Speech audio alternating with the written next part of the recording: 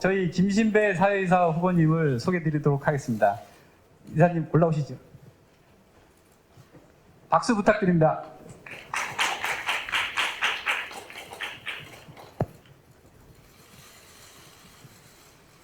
사진 한번 찍으시죠.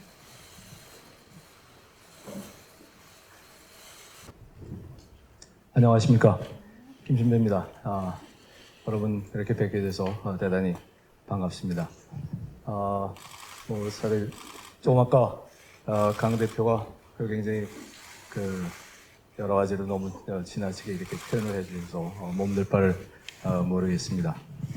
제 경력은 사실 간단히 얘기하면 IT 업계에 꽤 오래 있었고 전문 경영인으로 제가 임원을 95년에 됐으니까 꽤 오래 했고 정말 다행히도 또 보기 좀 운이 좋았다고 생각이 됩니다. 제가 SK그룹에서 텔레콤에서 대표이사 5년, CNC에서 또 부회장으로도 대표이사 2년, 또 지주회사에 가서도 또 2년 해서 정말 이 조직 전체를 보고 경영하는 것에 대해서 많은 그런 경험을 쌓은 그런 계기가 됐습니다. 그래서 제가 어떤 사람인지 좀 여러분께 좀 잠깐 좀 소개를 드리는 게 제가 인사를 드리는 순서가 아닌가 생각이 됩니다. 제가 텔레콤 CEO를 2004년부터 8년 말까지 했는데 2006년도쯤에 그러니까 아이폰이 2007년에 나왔죠. 2006년 때부터 콘텐츠 플랫폼이라고 사업들이 엄청 많이 나왔습니다. 그때 우리가 와이브로다 4G다 한참 얘기하고 있을 텐데 그때 사실 그런 통신 회로에 관한 회선에 관한 기술에 관한 발전은 제가 거의 다 예측할 수 있었고 그때 많은 투자 결정을 다 했어요. 근데 콘텐츠 플랫폼 나오니까 무슨 얘기인지 모르겠더라고요.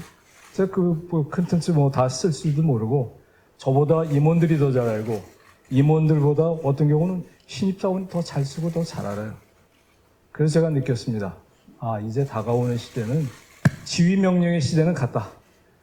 이 새로운 시대, 새로운 걸 뭔가 만들어내려면 현장에 가까이 있고 고객에 가까이 있는 사람들에게 뭔가 주도권을 넘겨주고 그들이 잘할 수 있는 걸 더 잘할 수 있게 그들이 없는 게 있죠. 의사결정을 안 해놓고 경험이 부족합니다. 그런 걸 내가 제공을 하면서 뭔가 할 수 있는 그래서 경영의 속도를 높일 수 있는 방법이 뭘까. 그래서 제가 사실은 이미 회사에 재임하고 있을 때부터 코칭 리더십에 관해서 제가 관심이 많았습니다. 그래서 제가 2013년에 퇴임을 하고 난 다음에 코칭에 관해서 좀 더 연구도 하고 제가 사실은 코칭 관련된 공동 번역서도 제가 2권이나 냈습니다. 하나는 마스터풀 코칭이란 로버트 하거로브라고 이 코칭계 구루라고 하는 그 사람 책 그리고 또 하나는 아빈저 연구소에서는 아웃 오브 마인셋 이런 걸 번역하고 하면서 제가 지금 사실은 벤처회사 아니면 또 중견기업 오너들 또 이런 분들을 대상으로 해서 이런 포럼도 하고 코칭도 하고 멘토링도 하고 이렇게 하면서 강의도 하고 이러면서 지금 지내고 있습니다. 그래서 제가 이게 믿는 바는 이제는 정말 이 경영이 소위 불확실성 시대 너무나 빨리 변하는 시대인데 이제는 지휘 명령하는 시대는 갔다. 저는 그래서 CEO가 됐던 임원들도 가능한 한 밑에 이 주도권을 넘겨줘야 된다고 생각을 하고 그러면 어떻게 하면 더 효과적으로 하냐. 그럼 어떻게 질문하고 이끄냐 이런 쪽을 제가 많이 생각을 해갖고 저는 사실 SK 있으면서도 그런 식으로 경영을 했고 그 위에 또 그 이후에 그런 활동을 하면서 그런 생각을 또 많이 갖고 있습니다. 여기서 이제 보시면 아시겠지만은 제가 사실은 제 커리어는 여기 기술되지 않은 것까지 다 포함을 해서 저는 오너가 있는 대그룹의 대기업에서 쭉 사실 성장을 해왔습니다. 사실 그래서 저는 이 오너 경영의 장점이 아주 많다고 생각을 해요. 또 학계에서 또 그런 연구도 많이 있고요. 지금 사실 우리나라의 한강의 기적이라는 것도 사실 이 오너들의 기업가 정신으로 되온 거 아니겠습니까? 또 지금 여기 참여하신 권홍사 회장님을 비롯해서 현재 지금 많은 기업들, 스타트업이 됐든 뭐가 됐든 사실 오너들의 이 경영 참여라는 건 굉장히 중요하다고 생각을 해요. 장점이 많죠. 배짱 있는 투자도 할 수 있고 장기적으로 볼 수 있고 그렇죠? 그러나 또 너무 전문 경영이 민주로는 전문 경영인은 단기 성과에 매달리고 자기가 한 것을 자기가 지적하지 못하는 또 그런 점이 있습니다. 그래서 서로 둘이 잘 파트너십, 협업 체계를 이루는 게 저는 굉장히 중요하다고 믿고 있습니다. 그래서 제가 이제 그런 제 나름대로의 그 오너 그룹에서 쭉 이렇게 잔뼈가 굵어왔고, 제가 사실 마지막으로 근무했던 그 SK 같은 경우는 저에게 좀 오랜 동안 CEO를 맡겨주셨지만 그게 가능했던 게 저한테 그렇게 맡겨주신 거죠. 또 사실 우리 최 회장님하고 저는 아주 많은 토론도 하고 또 회장님 또 많은 멘토링도 많이 받고 그랬습니다. 그래서 저는 그 장점을 어떻게 잘 살리냐의 문제인데, 사실 제가 처음 이 제안을 받고 고민을 했습니다. 사실 어떤 분들은 정말 잘했다, 이거 정말 필요한 것 같은데 하고 박수 치시는 분들 계시지만, 어떤 분은 근데 너 이미지가 있는데 왜 여기 이런 데 나서려고 그러냐 하고 걱정하시는 분도 솔직히 있습니다. 그래서 제가 우리 강 대표 만났을 때 제가 단도직입적으로 여쭤봤어요.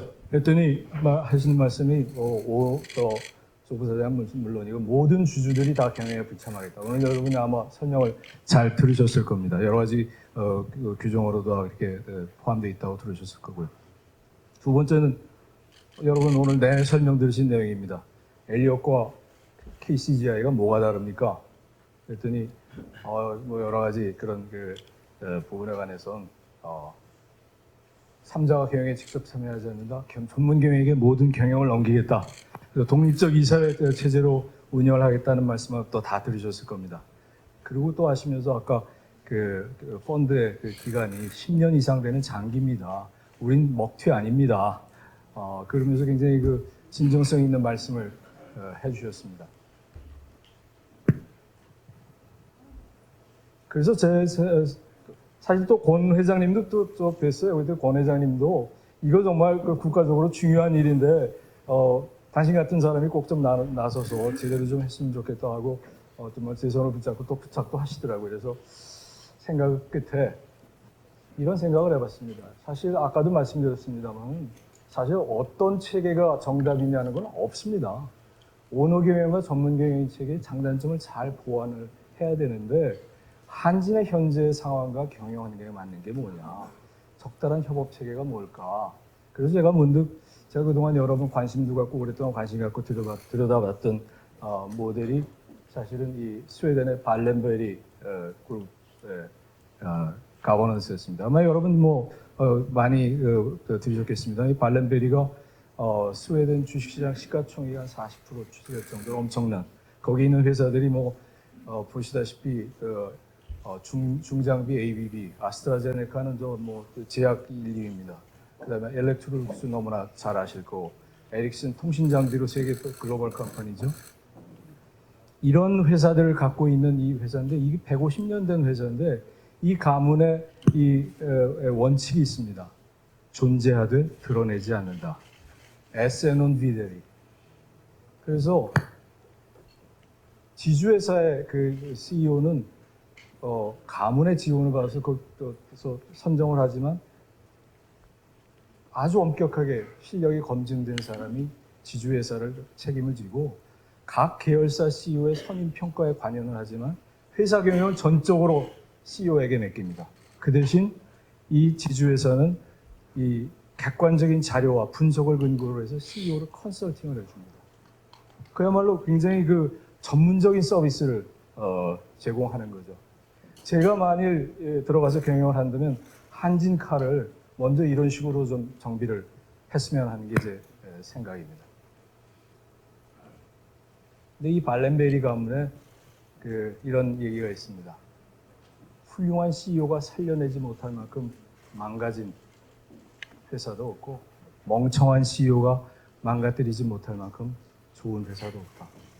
제가 사실 CEO 하면서 또 여러 가지 사례들을 많이 보면서 너무나 제가 공감할 수 있는 그런 얘기입니다. 그래서 한 사람의 CEO, 각사 CEO들을 어떻게 중화하고 임원을 어떻게 쓰느냐가 사실 굉장히 중요한데, 우리는 그런 걸 잘하고 전문 경영을 중심으로 가겠다고 하는 그런 취지로 이해하고 있습니다. 자, 이런 여러 가지 생각들에 관해서 우리 강 대표도 또 공감도 해주시고 그래서 정말 한진그룹의 가치가 이렇게까지 손상이 돼 있다면 아까 부채 비율 저 얘기를 듣고 정말 깜짝 놀랐습니다. 누적 적자 정말 깜짝 놀랐습니다. 그래서 이거 뭐 단순한 우리 칼뿐이 아니라 이 국내 우리 태극기를 달고 나는 국적 항공사의 브랜드 이미지, 국가적 브랜드, 항공 산업을 생각할 때 한번 이걸 제대로 하는 것도 큰 의미가 있지 않겠냐 이렇게 생각을 했습니다. 사실 제가 이 IT 업계에서 오랜 동안 이 경영을 쌓았습니다. 사실 제가 다 한 게 아니죠. 여러분들의 도움과 이해관계자들의 많은 도움을 받아서 오늘의 제가 있는 건데 제가 이제 대한민국 경영인의 어떤 그런 자부심을 가지고 봉사하는 마음으로 한번 해볼 만한 그런 도전이 아닌가 이렇게 해서 결심을 하게 됐습니다. 여러분 공감 가십니까? 많이 좀 생각을 해보셔야 돼요. 어떤 분들은 또 그래요. 당신이 항공산업 전문가가 아니지 않냐. 저는 아까도 제가 모두에 말씀드렸습니다만 정말 모든 분야에서의 전문가는 바로 현장에서 일하고 있는 임직원들이라고 생각합니다. 한진, 한진칼, 대한항공, 한진관광 여기 계신 분들이 사실은 그 회사의 주인이고 실제로 거기에 가장 전문가입니다. 그 전문가들이 제대로 일을 할 수 있도록 얼마나 잘 지원하느냐 그것이 제가 할 일이라고 생각이 됩니다. 그래서 저는 생각에 이 임직원들이야말로 주인의식을 가지고 책임 경영을 해야 된다. 지분을 가져서 주인이 아니라 일의 주인이 돼야 되고 일터의 주인이 돼야 됩니다. 내가 원해서 일을 하고 그것을 갖고 보람을 느끼고 그것을 자율적으로 선택하고 했을 때 몰입할 수 있고 정말 주인의식을 갖게 되는 게 아니냐. 아까 잘 얘기도 좀 했습니다만은 이나모리 가즈오 회장이 들어가서 성공한 것의 가장 핵심은 뭐냐면 이 세 가지입니다. 투명 경영. 우리가 아까 관리회계 시스템, 아메바 경영 시스템을 통해서 이걸 했다는 건 뭐냐면 10명, 15명 되는 작은 단위도 내가 지금 회사의 경영에 얼만큼 기여하고 있냐 손익을 거의 실시간으로 볼 수 있도록 체계를 만들어주는 겁니다. 사실 환진이 이렇게 이 지경이 된 데는 아까 전문 경영인도 그렇지만 우리 직원들도 책임이 없다 할 수 없습니다. 왜? 자세히 모르니까. 그러나 이분들에게 모든 걸 투명하게 공개하고 내가 주인의식을 갖게 하고 책임 경영을 하도록 우리가 만들 수만 있다면 회사는 저절로 잘 되지 않겠습니까? 사실 이런 부분에 가장 권위자고 한 분이 실무 경험도 많은 분이 우리 아까 소개한 우리 서윤석 교수님입니다. 이 분야는 글로벌리 권위가 있는 분이십니다. 또 그래서 그런 투명 경영, 책임 경영, 그 다음에 전원 경영이 된다는 게 그렇게 모든 사람이 참여하니까 그게 바로 전원 경영인 거죠. 다 주인의식을 가지고 참여하는 겁니다. 또 이런 생각입니다. 새로운 경영진은 늘상 하듯이 무자비하게 구조조정하는 거 아니야? 저는 늘 믿고 있는 것이 제 신념이고 경영 철학입니다. 사람은 비용이 아닙니다. 그래서 휴먼 캐피탈이라고 하잖아요. 정말 보석같이 귀중한 자산이다, 자본이다. 이거를 우리가 가볍게 생각하면 안 된다. 오히려 아까 우리 미래항공사 여러 가지 비전들을 많이 제공하셨는데 우리의 경쟁력을 강화하고 튼튼하게 사업 구조를 만들고 그러면 매출이 크고 사업 구조가 또 다양해지고 그러면 오히려 일자리가 부족해지지 않을까요? 저는 이건 정말 걱정이라고 생각해요. 저는 반드시 우리가 들어간다면 그런 회사로 그런 그룹으로 만들고 싶습니다. 그래서 이 진정한 의식개혁, 조직문화의 혁신이 필요합니다. 여러분, 구조조정한다고 회사가 저절로 잘 됩니까? 그러고서도 여전히 이렇게 회의하고 또 그러면 똑같은 문제가 반복해서 나오지 않겠습니까? 저는 정말 회사를 살리는 힘은, 성장시키는 힘은 의식개혁과 조직문화의 혁신, 밑으로부터의 혁신이라고 저는 생각을 해요. 일본 항공의 이나모리 가즈오의 그 성공의 비결도 뭐냐면 바로 이겁니다. 위기의식, 기본에 충실한 의식개혁. 이것이 저는 바로 자아를 살렸다고 생각을 합니다. 여러분, 사실 제가 늘 여기저기서 얘기할 때마다 강조하는 게 졸면 죽는 시대입니다. 왜? 제가 그걸 봤거든요. 제가 통신업계에 처음 들어왔을 때 모토로라 95년에 우리나라 시장의 98%가 모토로라 휴대폰이었어요. 근데 그게 망하는데 불과 4, 5년밖에 안 걸렸습니다. 노키아 2007년에 아이폰 나오고 난 다음에 그 전에 점유율이 무려 전 세계 글로벌 마켓 쉐어가 42%였어요. 근데 그 회사 망해서 마이크로소프트에 팔려나가는데 4년 반밖에 안 걸렸습니다. 졸면 죽습니다. 지금 한진 같은 이런 그 위기가 이런 구조에서는 약간의 위기만, 경제 위기만 와도 매우 취약합니다. 노키아에 돈이 없었나요? 인재가 없었나요? 브랜드가 없었나요? 기술이 없었나요? 저는 그래서 사람이 중요하다는 겁니다. 경영자가 정말 중요하다고 저는 생각하는 겁니다. 사실 사람들은 누구나 변화를 싫어하죠. 그러나 사람들의 중요한 의사결정은 편한 선택이 아니라 옳은 선택이어야 된다고 생각합니다. 제 자신도 그렇습니다. 뭐 지금 제가 뭐 아쉬울 게 뭐가 있습니까?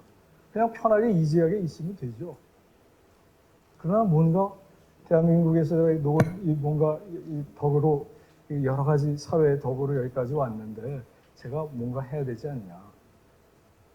그래서 여러 가지 여론들도 있습니다만은 한번 용기를 내서 도전을 해보기로 했습니다.